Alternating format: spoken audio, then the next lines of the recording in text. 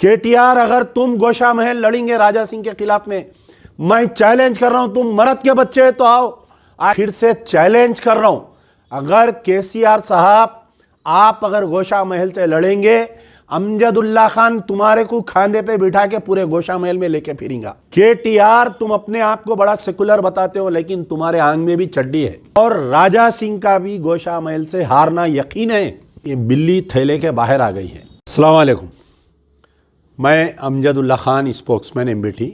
मेरे साथ मुस्तफ़ा महमूद साहब, जनरल सेक्रेटरी मजलिस बचाओ तहरीक, और जनाब अफ़ानुल्लाह खान साहब, यूथ लीडर मजलिस बचाओ तहरीक। आज आपके दरमियान में आने का वजह यह है कि जैसा कि आप लोग सब जानते होंगे कि आज जो है बीजेपी की लिस्ट जारी हुई, जो हालिया में तेलंगाना असेंबली इंतखाबात आने वाले हैं, उस सिलसिले में भारतीय जनता पार्टी की लिस्ट जारी हुई। और उस लिस्ट में जैसा कि मुझे भी यकीन था कि ये चाल चलने वाले हैं बीजेपी वाले। बीजेपी ने कल यानी सबसे पहले तो जो राजा सिंह है उसका सस्पेंशन और उसको रिवोक किए, और साथ ही उसको जो है गोशा महल के बीजेपी का टिकट का दावेदार भी बना, उसको टिकट का ऐलान किए। तो अब यहाँ पर मैं आपको थोड़ा बतलाना चाह रहा हूँ कि राजा सिंह को बीजेपी यानी बीजेपी का जो पॉलिसी है ये खुल के आ गई। एक तरफ पर नरेंद्र मोदी का जो स्पीचेस रहते हैं कि सबका साथ सबका विकास, यानी सबके देवताओं के बारे में हमको जो है ये एक दूसरे के ख़िलाफ़ में नहीं बोलना चाहिए। ये जो मॉरल साइंस पढ़ाती है बीजेपी, वो आज जो है राजा सिंह का सस्पेंशन को रिवोक करने की ये न्यूज़ से ये यानी बीजेपी फ़िरक़ा परस्त थी पार्टी, और बीजेपी ऐसे लोगों को परवान चढ़ाती है जो ख़ास तौर पर मुसलमानों के या इस्लाम के बारे में बोलिए, या उनके पैगंबरों के बारे में, या प्यारे नबी सल्लल्लाहु अलैहि वसल्लम की गुस्ताखी जो करते हैं, उनको बीजेपी आगे बढ़ाती है। चाहे वो नुपुर शर्मा की सूरत में रहो, चाहे वो राजा सिंह की सूरत में रहो।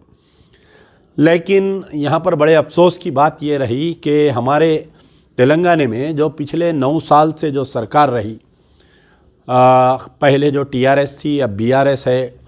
केसीआर साहब बारहा अपने तकारीर में ये बोलते हैं कि मैं सब मज़हब की इज़्ज़त करता हूँ और इस तेलंगाना रियासत में हर मज़हब का आदमी सही सलामत रहेगा। लेकिन पिछले 9 साल में टीआरएस पार्टी यानी बीआरएस, केसीआर की हुकूमत, केटीआर, केटी रामा राव और हरीश राव और संतोष राव, कविता राव, ये लोग राजा सिंह को जितना हेल्प किए, शायद मैं समझता हूँ कि बीजेपी के लीडर इसको इतना हेल्प नहीं किए। मुसलसल पिछले 9 साल से जब से ये एमएलए बना, पहले एक कारपोरेटर था राजा सिंह, उसके बाद में एमएलए बना, ये उसका तीसरा टर्म है। तो जब से ये एमएलए बना, कहीं ना कहीं मुसलमानों के ताल्लुक़ से, कहीं ना कहीं इस्लाम के ताल्लुक़ से इसकी इश्तियाल अंगेज़ी मुसलसल आती रही। अब आप सुन के हैरत करेंगे कि मेरे पास एक एक एविडेंस है कि किस तरीक़े से बीआरएस पार्टी, चीफ मिनिस्टर के चंद्रशेखर राव साहब राजा सिंह को मदद करते आ रहे हैं। इसके ऊपर जितने केसेस हम बुक किए थे, लैक ऑफ एविडेंस बोल के हैदराबाद पुलिस और दीगर दूसरे जगह की पुलिस जो है, इसके केसेस को क्लोज़ कर दिए। और जो श्री रामनवमी और हनुमान जयंती में जो केसेस में राजा सिंह इन्वॉल्व था, जो दुकानात को जलाए थे मुसलमानों के, वो केसेस में जो पुलिस वाले विटनेस थे और वो केसेस में जो पुलिस वाले कंप्लेनेंट थे, ये तमाम तर ज़्यादातर जितने बड़े सीनियर ऑफिसर्स थे, कोर्ट में जाके हॉस्टाइल हो गए। ये लोग राजा सिंह के ख़िलाफ़ में बयान नहीं दिए। यानी एक तरफ इसको खुली छूट दे दी गई बीआरएस सरकार की तरफ से केसीआर की तरफ से, केटीआर की तरफ से, और दूसरी तरफ अगर इसके ऊपर केसेस कुछ पुलिस वाले बुक किए तो आगे जाके वो केसेस को जो है लैक ऑफ एविडेंस बोल के केसेस को क्लोज कर दिए। तकरीबन 20 से 25 ऐसे केसेस है जिसमें मैं अमजदुल्ला खान कंप्लेनेंट हूँ या एमबीटी के कोई लोग इसके अंदर कंप्लेनेंट है। लेकिन राजा सिंह के ऊपर केसेस को, हमारे केसेस को भी कम, यानी उमन ऐसा होता कि अगर कोई केस देते तो उसको नोटिस देते और केस में अगर एविडेंस नहीं रहा तो कोर्ट विल डिसाइड कि वेदर दैट मैटर में एविडेंस है या नहीं है। लेकिन राजा सिंह के केस में ऐसा हुआ कि तेलंगाना पुलिस के आला ओहदेदार, principal secretary home, director general of police, chief minister की इमा पर राजा सिंह को मुसलसल 9 साल से बचाते रहे, उसको 9 साल से जो है बचाते रहे। अब जबकि उसकी हिम्मत इतनी बढ़ गई थी उसकी हिम्मत कि अगस्त के महीने में 2023 अगस्त में ये नबी करीम सल्लल्लाहु अलैहि वसल्लम की शान में गुस्ताखी किया तो पुलिस इमीडिएट एक्शन नहीं ली, केसीआर गवर्नमेंट इमीडिएट एक्शन नहीं ली। काबिल मुबारकबाद है वो नौजवान जो रोड पर आकर जो लंबा एजिटेशन चलाए, 10 दिन तक एजिटेशन होने के बाद में जब ये देखे कि हुकूमत बदनाम हो रही, कि inaction of the KCR government, inaction of the KTR government, उसके अंदर तहत इसको जो है मजबूरन गिरफ्तार करे। फिर एक बगैर किसी तैयारी के कोर्ट में गए ये लोग पीडी एक्ट डालने के सिलसिले में।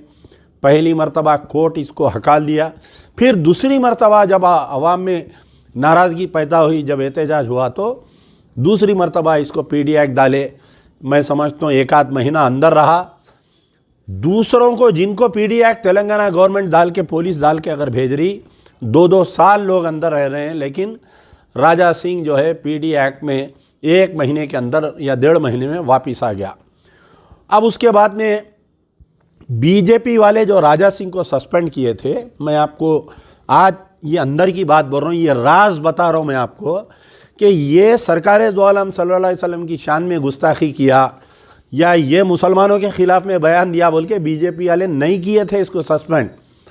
राजा सिंह को सस्पेंड करने की वजह ये थी कि ये बीजेपी के आला बड़े लीडरों को गाली गलौज कर रहा था। बीजेपी की लाइन ऑफ एक्शन से इन्हें बाहर निकल गया था इन्हें। और राजा सिंह जो है पहले इंद्रसेन रेड्डी जब बीजेपी के सदर थे उनको गालियां देता था, फिर उसके बाद में किशन रेड्डी पहली जब सदर थे जब भी किशन रेड्डी उनको भी गालियां देता था। फिर उसके बाद में लक्ष्मण जो मशीराबाद के एमएलए थे बीजेपी के सदर बने, उनको भी गालियां देता था ये। यानी जो भी बीजेपी के बड़े लीडर से उनके साथ बदतमीज़ी कर रहा था, गालियां दे रहा था। तो ये पूरी बीजेपी की जो सीनियर टीम है ये मौका देखकर ये रखे कि मुसलमानों के खांधे पे गोली रख के चला दिए, ये बोले कि इसलिए हम इसको सस्पेंड कर रहे हैं। आप वो सस्पेंशन के आर्डर में भी देखिए, अगर बीजेपी की नीयत और नीति सही रहती, अगर वाकई ये मुसलमानों के बारे में हमदर्द होते, वाकई अगर ये लोग जो सरकार दो आलम सल्लल्लाहु अलैहि वसल्लम की निशान में गुस्ताखी करा बोल के इसको हटाते, तो सिर्फ सस्पेंशन नहीं, पार्टी से डिसमिस कर देना था इसको। और आज जो है उसको फिर से रिवोक नहीं करके उसको फिर से टिकट नहीं देना था।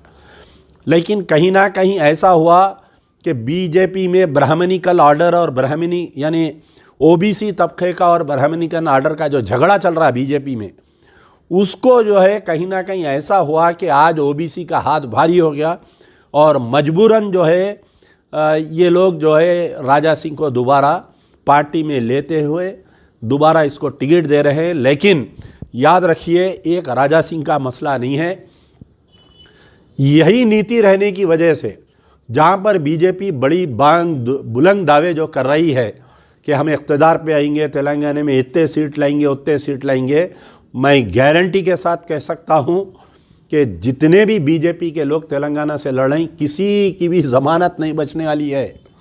और क्योंकि मुझे थोड़ी बहुत उम्मीद जो कांग्रेस की जो लेडी कैंडिडेट है सुनीता राव, जो महिला सदर है, बेहतरीन कैंडिडेट दिए वो लोग, वहाँ से हो सकता कि मजलिस बचाओ तहरीक, हम हमारी जमात ने बात करने के बाद में सुनीता राव कांग्रेस की कैंडिडेट की तायद की हम ऐलान भी करेंगे। अमली मैदान में अमजदुल्ला खान जाकर ये यकीन दिलाएंगा कि राजा सिंह वहाँ से हारेगा। इंशाअल्लाह हिंदू मुसलमान बेगम बाज़ार का जितना एरिया है, आज सब लोग, मैं जितने मारवाड़ी लोगों से मिलता हूँ, जितने गुजराती लोगों से मिलता हूँ, सब इसके जुल्म का शिकार है, सब इससे तंग है, सब इससे नाला है। तो सब मिलकर एक बेहतरीन सेकुलर कैंडिडेट को हम जिताने की कोशिश करेंगे। मैं उम्मीद करता हूँ कि अभी हमारे पार्टी का कोई फ़ैसला नहीं है।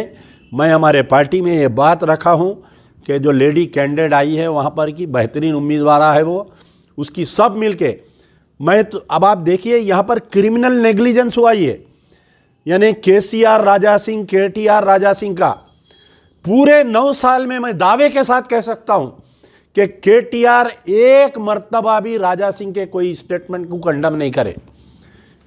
तुम्हारे बाबा के आंग में तो है सो है चड्डी, लेकिन तुम्हारे कने भी है, ये बात वाज़ेह हो गई।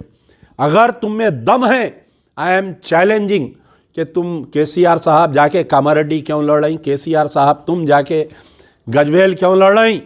अगर तुमको पूरे तेलंगाना के मुसलमानों के वोट होना है, या तो केसीआर आके लड़ो गोशा महल से, या तो केटीआर आके लड़ो गोशा महल से। हरीश राव तुम में दम है तो तुम आके लड़ो गोशा महल से, कविता को लाके डालो गोशा महल से। लेकिन ऐसा नहीं, कहीं ना कहीं सॉफ्ट हिंदुत्व बोलते, इसको क्या बोलते, सॉफ्ट हिंदुत्व।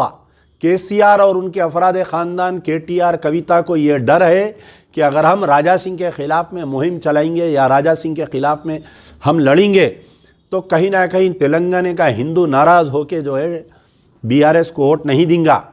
मैं कि तुम गोशा महल से नॉमिनेशन डालो बीआरएस से, भूखी सूखी खा के पूरे मुसलमान तुम्हारा साथ देंगे, तुमको खाने पे बिठा के पूरे गोशा महल में लेके फिरेंगे और 1 लाख मेजॉरिटी से जीता के भिजाना मुसलमानों की जिम्मेदारी रहेंगी। लेकिन कहीं ना कहीं ये तुम्हारा जो मैच फिक्सिंग चल रहा है केसीआर, केटीआर, कविता, हरीश राव का राजा सिंह के साथ, ये बात वाज़े आ गई। तो इंशाअल्लाह दुआ करिए कि इस मलून का, इस गुस्ताख रसूल का, इस जलील राजा सिंह को हारना ज़रूरी है। पूरे तेलंगाना में गंगा जमनी तहजीब को रखने के लिए एक बेहतरीन कैंडिडेट की सब मिलकर हम तायद करेंगे और सब मिलकर जो है उसको हम वोट डालेंगे। हमारी नज़र है गोशा महल के ऊपर। इंशाअल्लाह ये मलून नहीं जीतना चाहिए, हर वो मुसलमान की जिम्मेदारी है, हर वो हिंदू सेकुलर हिंदू की जिम्मेदारी है कि मलून को यहाँ से भगाना चाहिए। यार जिंदा सोबत बात।